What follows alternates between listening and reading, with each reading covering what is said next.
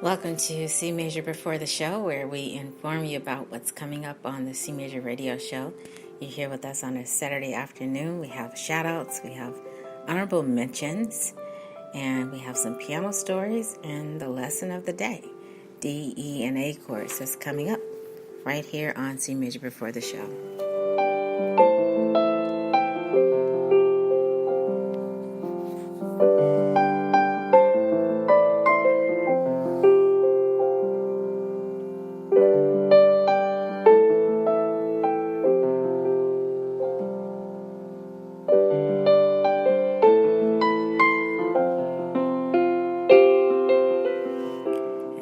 C Major Porter. I'm so glad to be with you on this Saturday afternoon. It's beautiful outside. It's a little chilly than I expected it to be today, but here we are. It's Saturday, it's bright, it's beautiful, and we're just going to share some thoughts with you today, as well as some music making, and hopefully you'll get something out of today's podcast that you can take with you to your own practice sessions, your own private classrooms, and so forth. So let's just get started with some funny piano stories.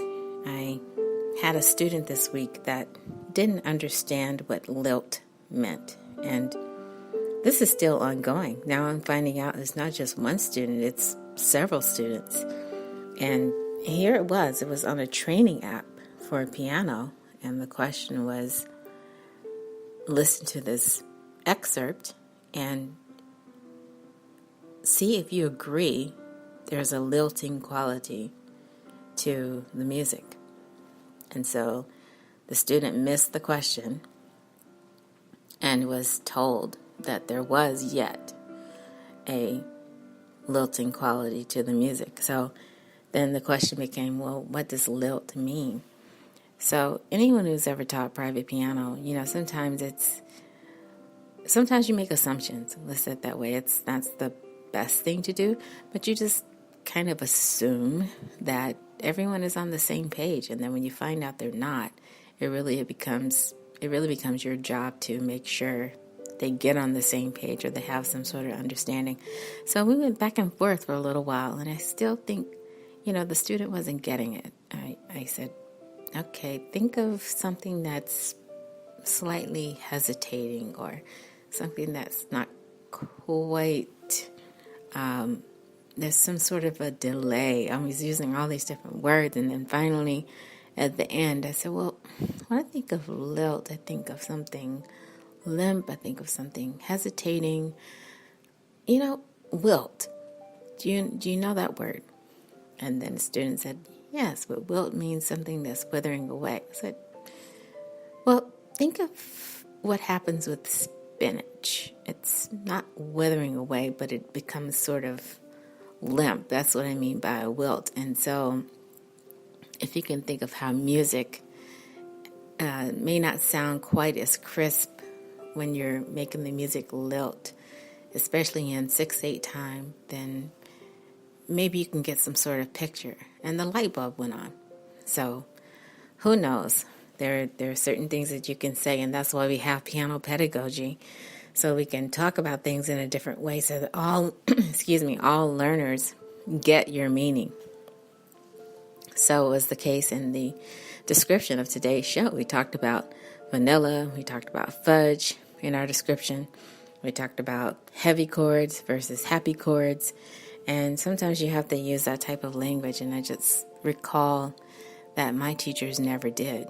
We never had to really use all of this imagery in order for me to get what the music was doing. And so a lot of it was just hands-on demonstration. That's just the way it was. But I invite anyone who's listening who may be teaching piano lessons, or any students out there that still have that question about the lilting effect that's in music. I just, invite you to have that dialogue with us. Why not? I think it's a valid discussion. And so if you have any ideas on how you would describe lilt, I'm going to actually make that part of the homework for this week. I think it's going to be worthwhile. So definitely look for that over at C Major's Classroom this week at cmajorporter.com. So if you happen to venture over there, we will do a post where we talk about the lilting quality of music. I've seen some quotes online too, by the way. And it just seems, again, that there are a lot of ways to describe it, but how do you really demonstrate the lilt? Beyond playing it, of course. And then you say, okay, do you hear the lilting quality? Obviously, this student didn't hear the lilting quality. Then the question came up. So then I had the same discussion with a couple of students over at the lesson studio. Same thing. They didn't really know what I meant. And so we had to have a conversation about that. So the conversation continues. So I'm glad to have that conversation. Thank you so much for joining us here. And the vanilla cookies and Oreos imagery, that's just going to help you understand what we mean when we say play D, E, and A chords. So we're going to be getting to that in just a little while. But just keep that in mind. Just file that away. Also, it can be useful if you're studying chords as well, but as scales as well as chords, rather. But we're going to stick with D, E, and A chords today, so we're going to be talking about that. So it's just some of the little pedagogy topics that come up in today's podcast and just in general, where we really want to make sure you're clear on what we mean when we say something. So if you're not clear, definitely let us know. We're available online. You can contact us on social media, and we'd be happy to hear from you. Now, I do have something to say about what's coming up on the C Major radio show, but I'm going to say that later on too. And then I have some shout outs. So let me go ahead and do a couple of shout outs. I'm going to do some shout outs to my students that are preparing for upcoming recitals. And also a shout out to some good news that I had this week about an upcoming recital in the New York City area. So shout outs to the administrators that are putting the recitals together, and then shout outs to the students as well. Also, I would like to say some honorable mentions. I had some information that came across my desk, and I just wanted to share it with you. There's someone out there who is playing music. They're giving back. They're changing the world one concert at a time. And so it's a shout out / honorable mention. And I'll say it that way because I'm actually going to mention their website and their information. I told them that I would. And so if you happen to know this group, check them out. I really found it interesting when I went to the website, just the videos that they had posted, and I told them, you know what, I'm going to shout you out on today's podcast. So go over to www.pifest.org. I believe that's how they're pronouncing it.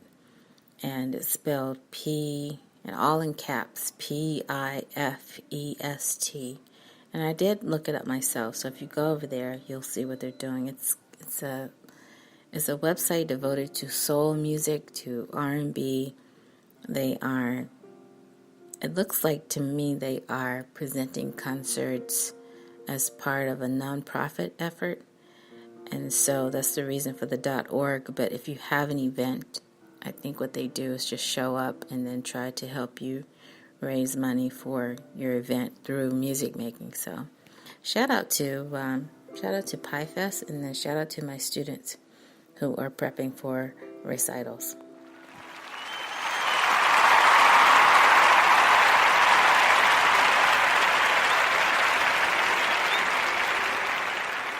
And as you know, on the podcast, we talk about coffee all the time. We talk about how coffee culture is somehow tied into music making. And so I'm very excited about coffee culture. And as the summer comes around, I'm going to be switching over from hot coffee to iced coffee. Although I know people that drink iced coffee year-round. But so I know that we're going to have pretty soon some markets that will start to pop up too. Some markets that offer farm-to-table meals and produce.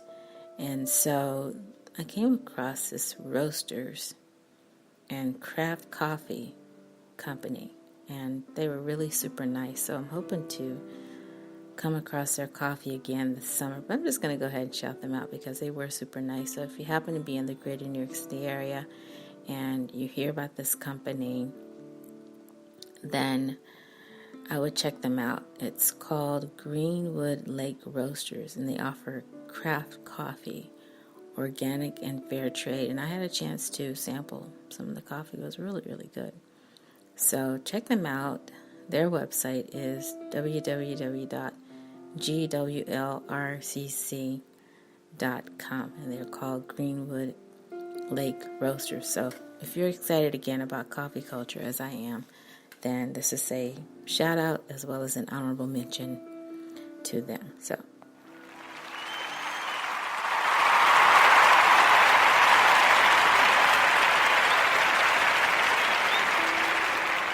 thank you. And so now we're going to get to the lesson of the day, the moment that you've been waiting for.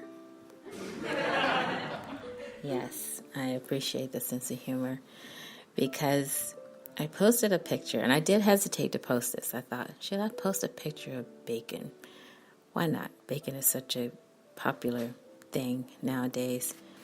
I have seen online where people are joking about the importance of bacon in their lives, saying, if I could marry a bacon sandwich, I would. But it's all in good humor. It really is in good humor. So if I offend any of my vegan and vegetarian friends and family, I'm sorry. But I know it would grab your attention to see a picture of bacon. So that's why I posted it. I could have posted other pictures, but that's the one that I posted. And also, if you saw the picture of it looks like an ice cream cake. And so it has the word happy featured on it. And that's really what we're getting to. If you know anything about D, E, and A chords already, I just want to know your opinion. Would you call them happy chords? Would you call them heavy chords? Would you call them both? How would you describe D, E, and A chords? So as we continue our discussion about diatonic harmony and so forth over here, just know that when we get over to the C Major Radio Show, we're going to say more about how to use that harmony in composition as you see how to write that down. So let's just pull out the chart here. And as I'm pulling out the chart, I also want to give an informal shout out to our lessons administrator expert who runs a lesson studio. She is still thinking about coming on the podcast. I'm not going to rush her, because I know she's super busy. But I appreciate her giving us a shout out to her friends, telling them to listen to the podcast. So it's an informal shout out, but I really appreciate that. Anybody who can mention what we're doing over here, because we really are trying to get the word out about piano chords and the piano chords method that we use here in the podcast. So I really appreciate that. I know this lessons administrator has a lot to say. She's running a studio. She's very well aware of what's going on in the greater New York City area, but I thought it was so super nice of her to say to someone, hey, you know what, check out this podcast. So we're also trying to get a little bit better with our SEO, so bear with us on that. So as you find it a little easier to search us, then, we're trying to evolve so that we can get to that point where it will be super easy for you to search for us, and then eventually get to the point where we can have our own app when it really, really makes sense to do something like that. But she said to someone who was a serious-minded musician, we believe, that they should check out the podcast and hear what we have to say over there. So shout out to her. I really appreciate that.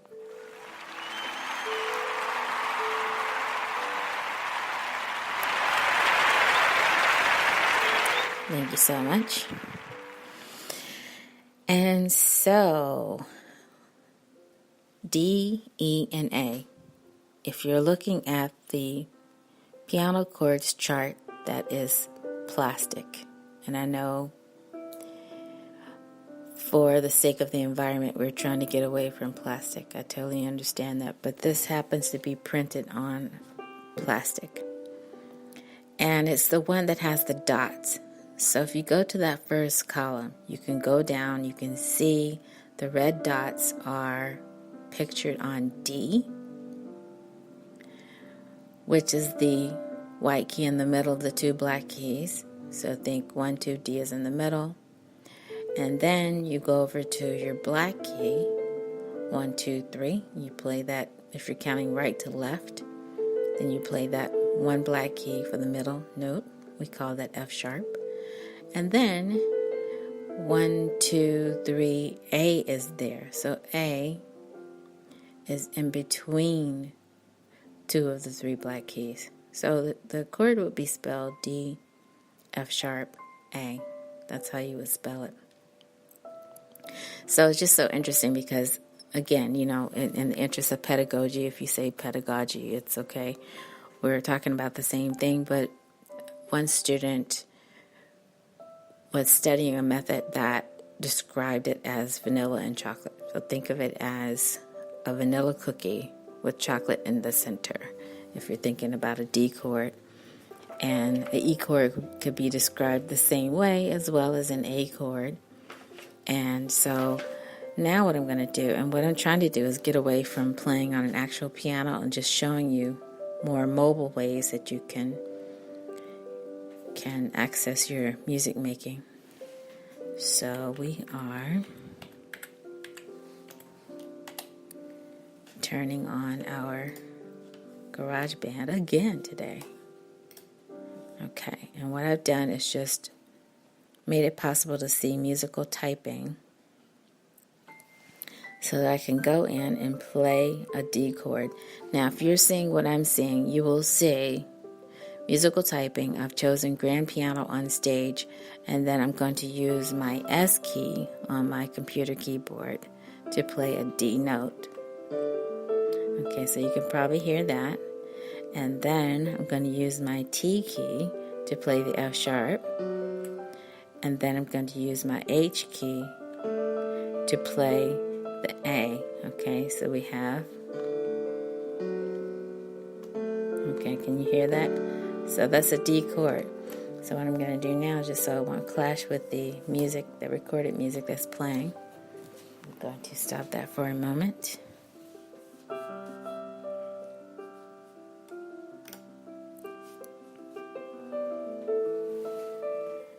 Let's bring that down. And now I'm going to go back again so you can hear clearly what I've just played. It's a D chord, or D triad if you prefer that. And so, okay, that's a D chord. Okay. The next chord I want to play for you is an E chord.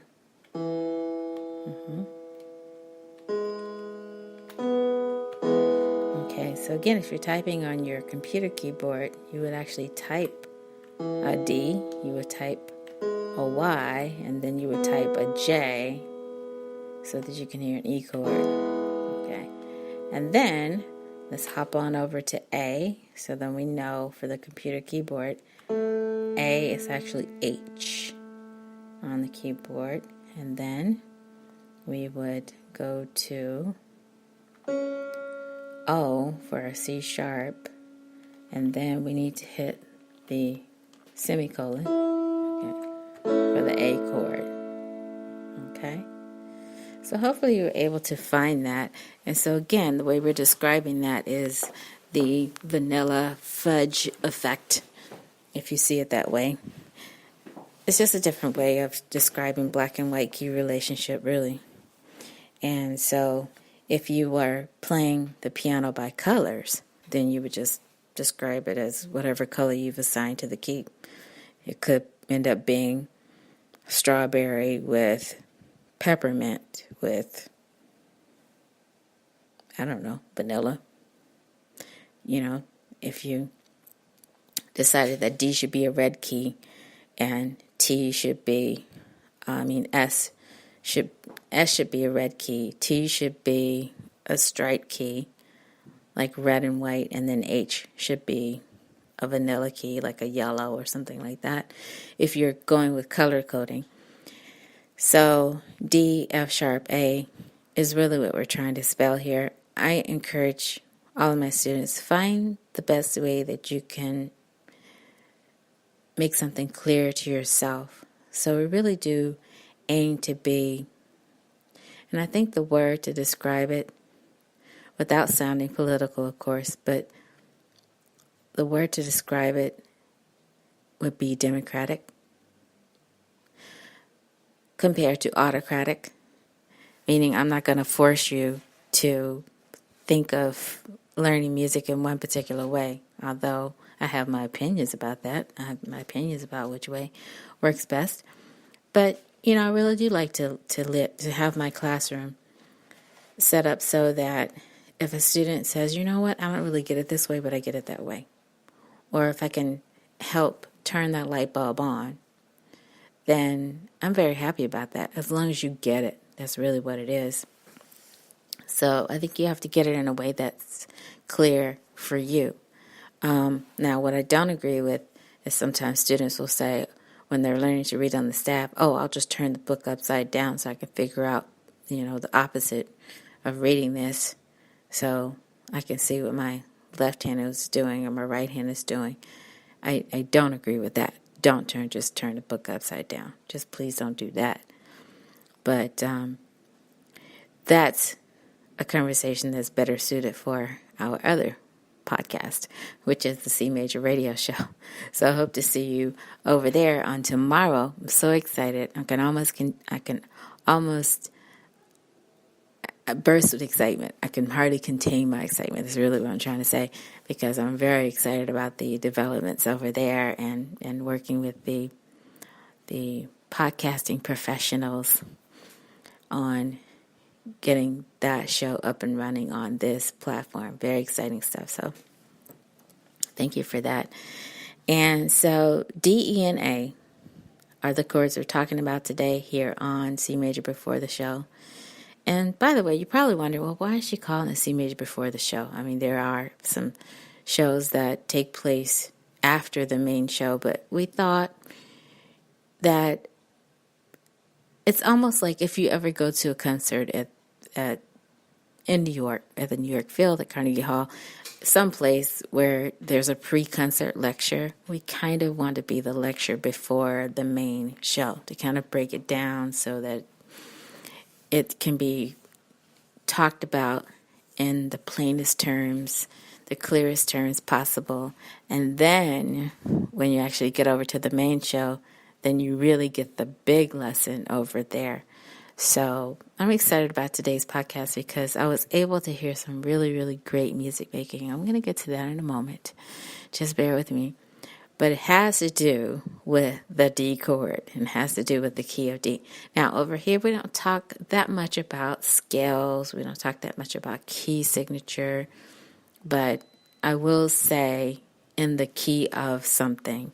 And then if you're looking to know how to write that down, how to express that on a staff, then see us over at the C Major Radio Show. That's when you get really finely detailed over there. And you may definitely bring a snack, bring your favorite drink over there, because sometimes you just need to munch on something while your wheels are turning, while you're really thinking about how to put a picture with something on a staff. But we invite you to bring food to the podcast over here too. So I was telling you, I think in the description, that my favorite drink of this week in terms of coffee was a blueberry coffee. Now, I'd never had a blueberry coffee before, but it really was interesting. So you had the taste of the blueberry, which is very crisp, along with the caffeine, and it was a very interesting combination. And for those of you who are chai drinkers, you know how to put a shot of espresso in your chai. It must have been similar to that. Now, I've never had chai with a shot of espresso, but I can guess that's almost what it was. So it was like the blueberry was almost on par with the taste of coffee, the caffeine. And it was really, really interesting. So if you're into that, it's blueberry with coffee with a little cinnamon sprinkled into the coffee on top. And it was quite a treat, I have to say.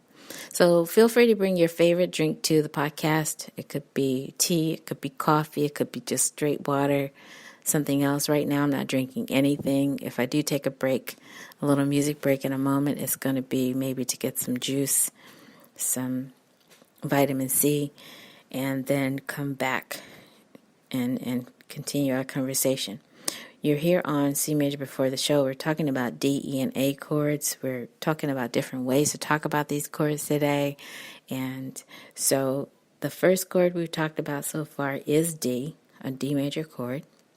Now we're going to go over to E.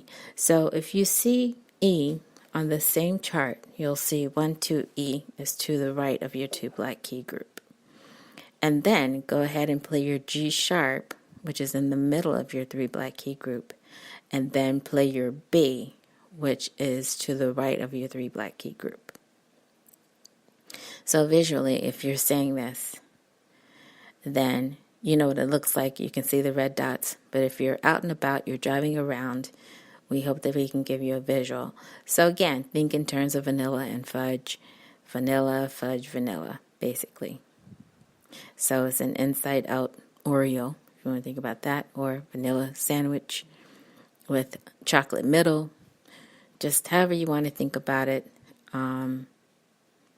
It's up to you. Me, personally, E, G sharp, B. I prefer to think of it that way. But now that we have our keyboard in front of us, I think that's so fun. And I really want to find out why they chose these keys. And I bet if I change the octave, maybe some of the keys will change too, but I'm not going to do that right now. Right now, it appears as musical typing, grand piano on stage, garage band. I'm in octave C2, and I am playing, as of now, I'm playing D for an E. Okay, then I'm going over to Y, the G sharp, and then I'm going to land on J for the B. Okay, so on this keyboard, D, Y, J is actually E, G sharp, B. And that's my E chord. Okay, if you prefer, again, vanilla, fudge, vanilla. Okay, now let's go over to A. So on this computer keyboard, I'm typing, musical typing. Again, I'm going to play an A, which is an H on my keyboard. Then I'm going to hit an O, and then I'm going to hit a semicolon. Okay, and that's my A chord. So it's H, O, semicolon. That's an A chord, which should be spelled A, C sharp, E. I hope you're getting all of this. Now, last week, we did go over C chord, so I'm just going to play it so you can hear what the sequence sounds like. This is C chord, and this is F chord, and this is a G chord. Now, followed by our D chord, which is going to sound like this. It's a D chord, and then my E chord, and then over to my A chord. Okay. So you can just imagine the sequence of these chords that you can use and to really come up with something creative on your own. And that's what I liked about this group. So when I looked at this group online, the Play It Forward group, so that's what PIF stands for. And I think they tried to combine the F with the E, so it almost looks like Pie Fest. But if you look on the front of the card, it's Play It Forward, which is the name of the group, and they have something called the Eclectic Soul Tour. So it makes it all run together. It looks like Pie Fest, but it really is Piff Est, if you want to see it like that. But Play It Forward, Eclectic Soul Tour. But what I liked about the group, and I haven't really talked with anyone about their music making yet. I just happened to have the information come across my desk and just briefly learned they were doing a tour, and it involved Washington, D.C., and then in June they're doing something in New York as well, a fundraiser. But what I like and what I think I observed on the video is that they're playing their own original music. Now, they do have little droplets, if I can use that word, droplets of other artists. Like they were able to squeeze in part of a lyric from the Isley Brothers and part of a lyric from Prince. And so I think you'll find it was very good. It was nice. It was nice to see that type of expression. They're doing it along the lines of other soul artists that are out there. I don't want to start naming some because then I'll leave some out. But check it out if you can. But I say if you can find your own way to make your own original music and come up with your own sequence, I think that's a good thing. And then just find a way to do it that excites you. Don't just rely on someone else to give you their roadmap for music making, and then you just copy that. So I saw a very good piano lesson, by the way, online. It happened to be on YouTube, and I posted the link over on C Major Before the Show on Facebook. So if you have a chance, check it out. It was a really great piano lesson, and the two people involved in the conversation on the video, they were talking about this. They were saying, if you just copy what somebody else is doing, sometimes it comes off as not as serious. It almost comes off as comical. But in the same breath, I know a lot of my musician friends who go out there and they make music off of other people's music, meaning they cover the songs. But I think at some point, if you can, and don't worry about if someone is not jumping up and down when they hear your song, it really is about what are you trying to express? What are you trying to get out there? Are you staying true to the music? Are you staying true to the structure that you've designed for the song itself and so forth? What are you trying to say? And so it's an interesting thing, really. I hope to talk about it further when I have someone else sitting here and we can have that conversation so it doesn't just sound like I'm just giving my opinion all the time. But at the same time, if you have something to say, feel free to talk back to us. That's what we're here for. Okay, so I used the plastic chart, and now I'm going to pull out the Popular Chord Dictionary. And so what this dictionary shows, it shows notation, it shows fingering, it shows keyboard diagrams. It's for all of the important chords used in popular music. And I just encourage you to look at this because it does give a different perspective on the same chords that we just learned. So you saw me, or you heard me rather, play a C chord, but what did I do? I played them all in root position. I played it so that it starts with the name of the chord itself. But in this book, they will have you play a G first, a C first, and an E first. These are inverted chords or triads. And we're not there yet with the inversions. That will come a little bit later on in the 12-week course. By the way, if you didn't tune in last week, we are refreshing our 12-week course.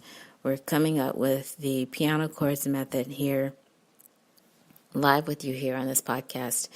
And what we're aiming to do is just really recycle the information, make it fresh, keep coming back every 12 weeks with the same information, but just refreshing it, recycling it, making it fresh for you, giving a new focus.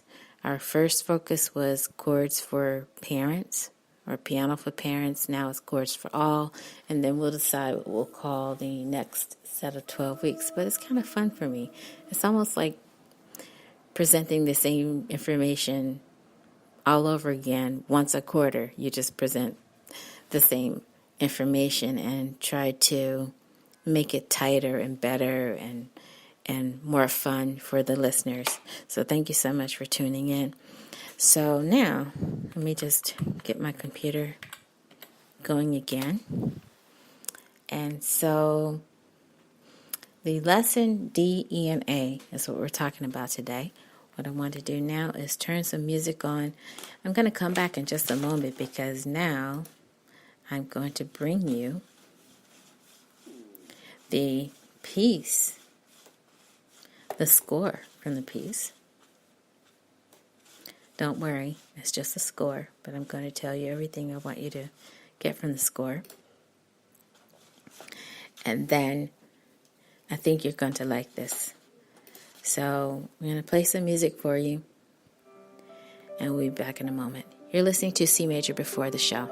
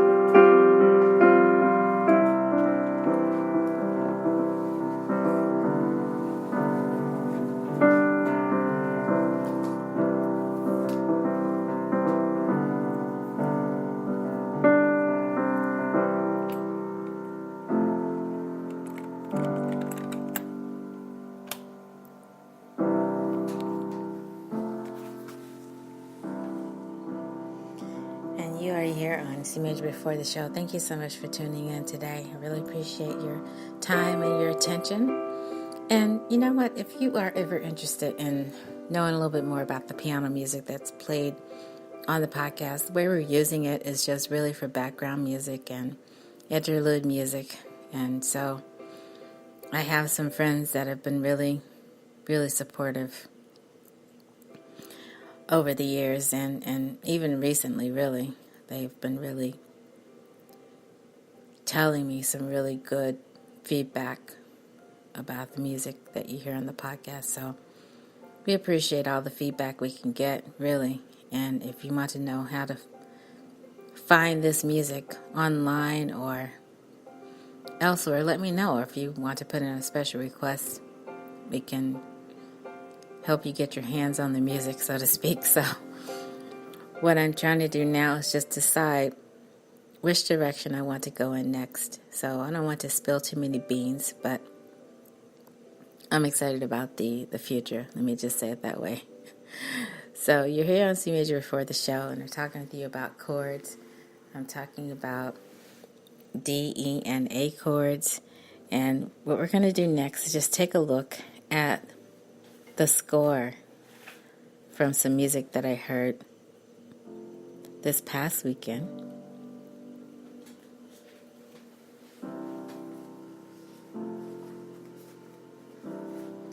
And I did mention this on the C Music Radio Show because it happened the same day that I did that podcast episode. And, I also hesitate too just to say the names of places and websites and things. You just never know what people are going to say and do and what the reactions will be. But anyone that wants to be mentioned on the podcast, I don't have a problem with that. I just don't want to over-mention things. But let me just say that I went to a really wonderful Easter service in New York City, in Manhattan, closer to Harlem, the Manhattanville area. And so if you follow some of our posts in the past, I've actually just posted where the place was. And if you just really need to know where the place is, just let me know. I'll tell you where it is. But just let me just go over some of the music that was presented. And it was just so wonderful, it really was. I mean, you had everything from an Easter brass prelude to the hymn that was sung in the procession.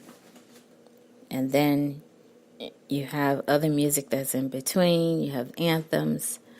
And the music of Handel was presented. And so what was really wonderful at the end is that we had a chance to sing the Hallelujah Chorus, which is by Handel. So if you've ever seen a score of the Hallelujah Chorus, you know that it is in the key of D. So on tomorrow's podcast episode on the C Major Radio Show, we will be talking about how to identify a D chord and how to write down a D chord spread across 4 different voices. So if you have a soprano, you have an alto, you have a tenor, you have a bass, that means you're going to be writing everything on 3 treble clefs and a bass clef. So just imagine that. That's the way this SATB arrangement is laid out. But in this case, I would say a D chord was used in a happy way. And we are in the key of D. And so that's the first chord that you hear. So you hear the D in the bass. You hear the F sharp in the tenor. You hear the A in the alto. And then you hear the doubling of that D in the soprano. It's just a wonderful thing to hear. Really, it is. And I'm pretty sure if you look closely, you could find some E chords and some A chords mixed in there. But like I said, we're not going to do the analysis here. But we will take a closer look at this on tomorrow's podcast on the C Major Radio Show. And then at the end, you end on a D chord. So the bass ends on a D. The tenor ends on an A. And the alto ends on an F sharp. And the soprano ends on the doubling of the D in the soprano voice. So just imagine that. That's just how it ends. It begins with the D chord and ends with the D chord. Some people say that's how you know you're in the key of something, because it starts with that something and it ends with that something.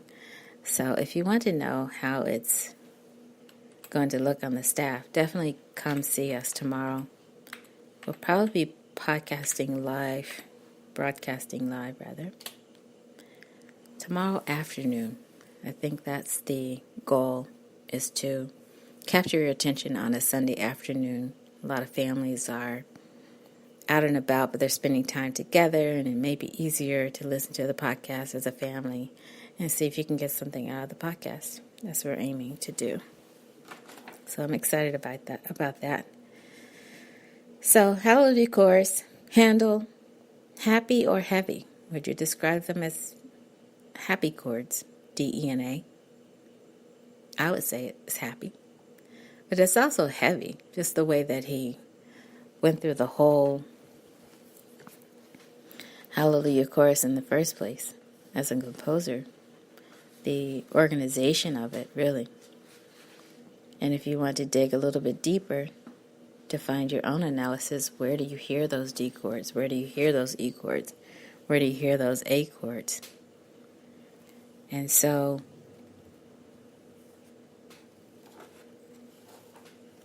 now that I have you on, have your attention, I'm just going to do just a little quick search. I have my Chrome pulled up. And so I'm just going to type in, you can do this too.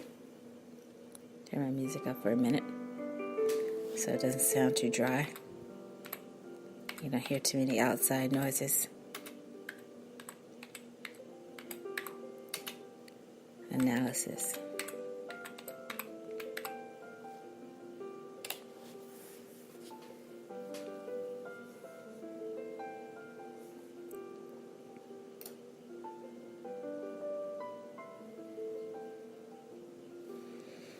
Okay, and so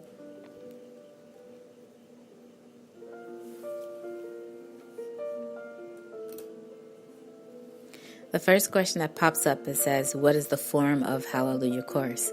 So we're talking about the Hallelujah Chorus from George Friedrich Handel's Messiah, and it's considered an iconic piece of music, and probably your first thought is, well, don't we usually sing that as part of the Christmas tradition? Yes.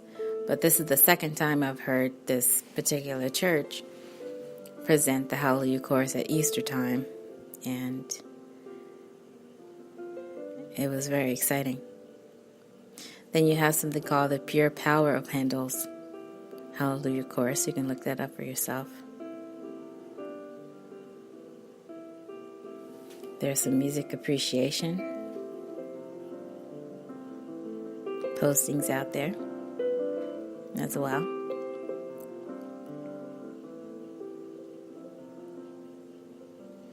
And then there's like a little Quizlet. What are the textures of the Hallelujah Chorus? Quizlet. Let me click on that and see what comes up. That could be fun. And don't forget about some of the websites that we have posted in the past where you can go to get your understanding of theory.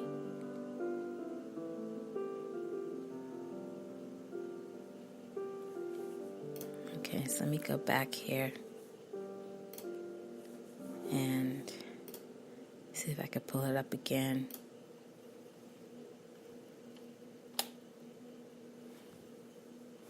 I think if I look for harmonic analysis, it may come up differently.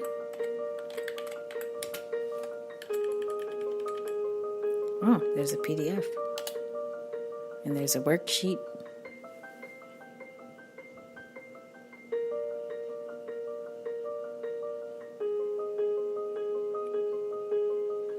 There are essays out there, term papers.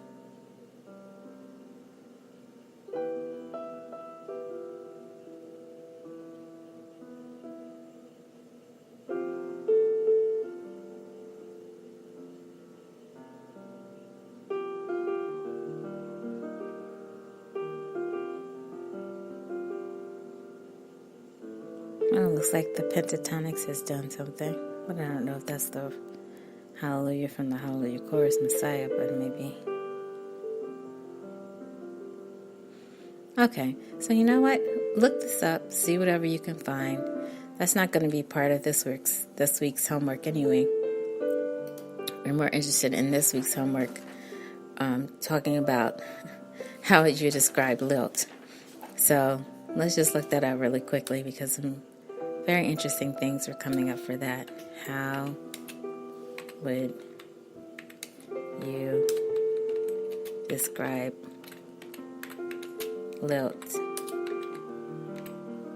lilting in music? Let's do it that way. May not be the smartest way to look that up, but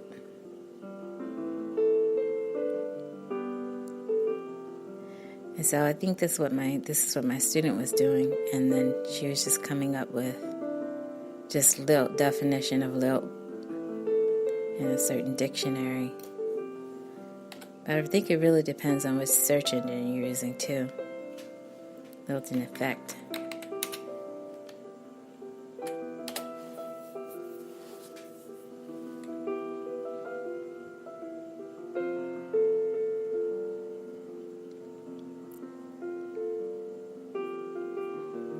Okay, so it's not really coming up the way that I was seeing it before when I did a previous search. But we'll come back to that. But I will stick to it, and I will make this part of the homework assignment this week. And so just have fun with it. So you're here on C Major Before the Show. The announcement I want to make is that we are almost fully moved over to our new platform, which is here on Spreaker.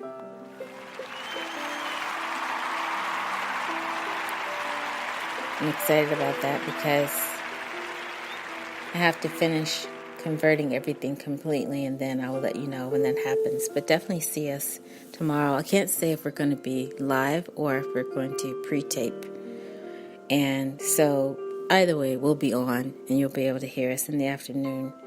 And so we will be using our usual way of recording. We tried something a little bit different last week just because I thought it might work better for us, but I think it's going to work better to do what we've been usually doing when it comes to recording our podcast episodes here on Spreaker. So I'm excited about that. And we will continue our discussion on D, E, and A with a special focus on the key of D and how a D chord is used in soprano, alto, tenor, bass writing. So you'll want to see us over there for that because I'll be describing how it looks on a staff, and then just be prepared to write multiple staffs, or if you prefer STAVES, staves, but I say staffs. And so we'll talk about what you need to write that all down and see us over there. It's going to be really, really interesting. So I'll just describe where we're writing it, on which line, and so forth. And you know what? We will probably continue writing everything out as whole notes. So see us tomorrow on the C Media Radio Show right here on this platform tomorrow. So the question is, how might you write down a D chord if you're writing for 4 separate voices? How might it appear in the score, in a score? And then, if the piece begins and ends with D, will it be the same D chord or will it be altered? Those are the kind of things we're going to be looking at tomorrow. Also, I'm thinking about using notation software as well. So, I had a student this week who just told me that he just cannot commit to writing everything down with pencil and paper, pen and paper, that he would prefer to use notation software. So these are just the students that I have. They're very, very fun. I love all of my students because they're also interesting. I have students that refuse to play they refuse to play certain music and only want to play other music. I won't say what that is, but they have a certain genre in mind or a certain theme in mind. And other students that will just do every single thing that you suggest, which actually works for them because then they know exactly where they're headed. But then I have these students that change their program every week. So they're happy with that. And all different types of learning styles too. So very happy with all of my students. And so next week on C Major Before the Show, please join us. You're going to be very delighted. I'm just going to do a Google search real quick just to see what pops up when I type in this topic. So the topic is minor chords. So in music theory, a minor chord is a chord having a root, a minor third, and a perfect fifth. When a chord has these three notes alone, it is called a minor triad. So if you prefer something that technical, go right ahead with that. We're going to be talking in terms of white and black keys. I'm not going to be talking so much in terms of vanilla and fudge next week. I'm really not. But I'll just say black and white key relationship. And then while I'm thinking about it, let me pull out this other source and see how they were writing down C. A C chord. If they wrote it in root form, or if they did something else.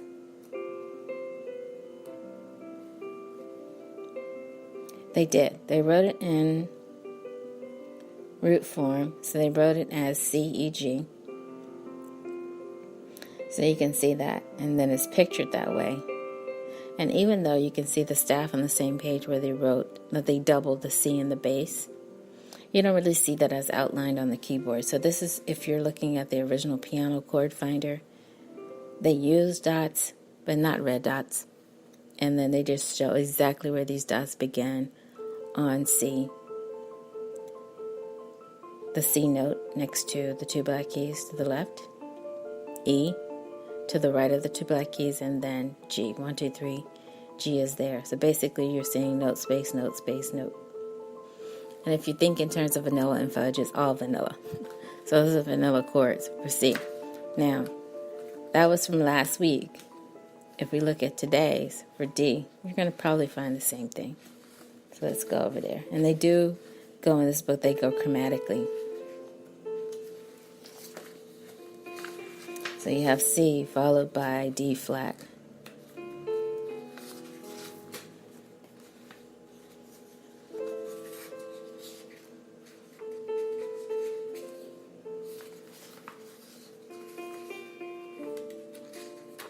And I keep forgetting that in this book, some of the pages are stuck together. So I literally need to peel this apart. But they do picture it as on page 10 of the book as a D major triad. And then they start with D. 1, 2, D is in the middle. And then you go to F sharp. And then you go to A. So you just see dot, dot, dot. That's it. And I could hardly wait to get to augmented chords. I had a lesson this weekend at the lesson studio with a student who's just finding out what it means to play an augmented chord. So that was very exciting. But we're not there yet, but we will get there. And so next week again on C Major Before the Show, minor chords. So now that you've had a chance to experience C, F, and G, D, E, and A, now's the time to quote-unquote make them minor, if you care to say it that way. And so sometimes these are considered sad chords. So you may hear this in the description of, you may read this in the description of next week's podcast. But we'll take what we've learned so far and turn them into minor. So look forward to that. And then I'll give you a sequence to practice. Now, will I return to the keyboard? I don't know.